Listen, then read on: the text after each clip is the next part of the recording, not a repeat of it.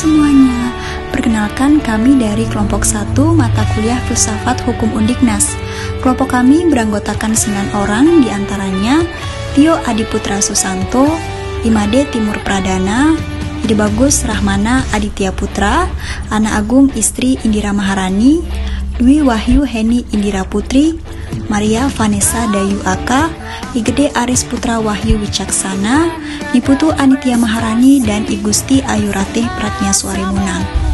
Submateri pertama yang akan kita bahas di video ini adalah mengenai filsafat, di mana filsafat sendiri pada awalnya dikenal pada kisaran tahun 700 sebelum Masehi.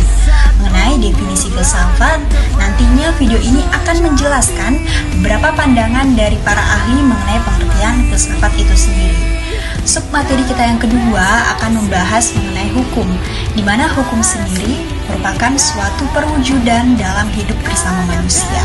Hukum ini berasal dari suatu pemerintah yang sah dalam suatu negara yang berdaulat. Kemudian submateri yang terakhir adalah mengenai filsafat hukum, di mana filsafat hukum sendiri merupakan cabang filsafat yang mengatur mengenai tingkah laku atau etika yang mempelajari hakikat hukum. Dengan kata lain, filsafat hukum adalah ilmu yang mempelajari hukum secara filosofis. Mengenai pembahasan yang lebih mendetail akan dijelaskan oleh rekan-rekan saya. Filsafat dalam bahasa Yunani diartikan sebagai filosofia. Philos artinya cinta persahabatan, dan sophos artinya kebijaksanaan. Jadi filsafat diartikan sebagai cinta kebijaksanaan atau kebenaran. Definisi filsafat menurut pakar hukum. Menurut Pythagoras, manusia dapat dibagi ke 3 tipe, yaitu mereka yang mencintai kesenangan, kegiatan, dan kebijaksanaan. Menurut Plato, objek filsafat ialah penemuan kekayaan atau kebenaran mutlak yang diperoleh melalui proses dialektika. Dan menurut Aristoteles, memfokuskan bahwa filsafat berurusan dengan penelitian, sebab-sebab, dan prinsip segala sesuatu. Selanjutnya, Descartes menyebutkan filsafat diuraikan sebagai bentuk perbentangan dan penyingkapan kebenaran terakhir. Al-Farabi menyebutkan filsafat adalah ilmu tentang alam yang maksud dan bertujuan menyelidiki hakikatnya yang sebenarnya.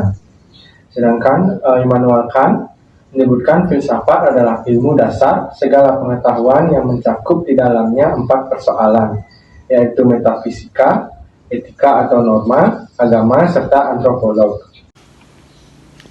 Selanjutnya, menurut Muhammad Nursyam, metode yang dapat ditempuh dalam memaparkan filsafat yaitu yang pertama melalui proses kontemplatif, yang kedua melalui proses spekulatif, dan yang terakhir melalui proses deduktif.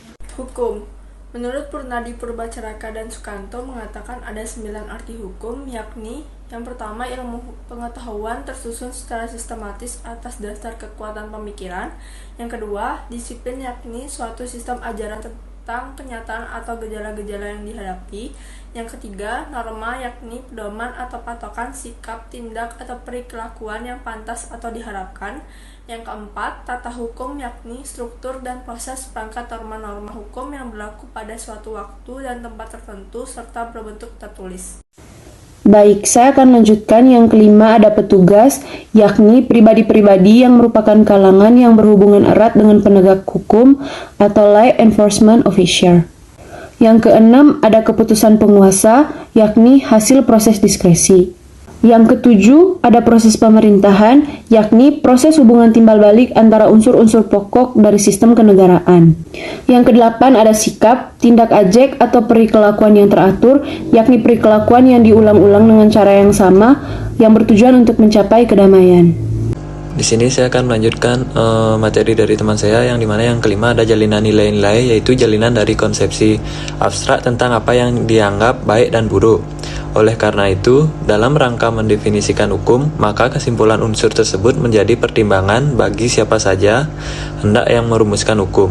Materi yang ketiga yaitu tentang filsafat hukum. Istilah filsafat hukum memiliki sinonim dengan legal philosophy, philosophy of law, atau re-filosofi. Filsafat hukum adalah ilmu. Ada yang mengatakan filsafat teoritis, ada yang berpendapat filsafat terapan dan filsafat praktis, ada yang mengatakan sebagai subspesies dan filsafat etika dan lain sebagainya. Filsafat sendiri dibagi menjadi 4 bagian, diantaranya ada logika, filsafat teoritis, filsafat praktis, dan filsafat poetika. Logika dianggap sebagai ilmu pendahuluan bagi filsafat. Yang kedua ada filsafat teoritis. Dalam cabang ini mencakup 3 macam ilmu. Yang pertama ada fisika yang mempersoalkan mengenai dunia materi dari alam nyata ini. Selanjutnya ada matematika yang mempersoalkan benda-benda alam dalam kuantitasnya. Dan yang terakhir ada metafisika yang mempersoalkan mengenai hakikat segala ilmu metafisika. Kemudian ada cabang filsafat praktis. Dalam cabang ini tercakup juga 3 macam ilmu.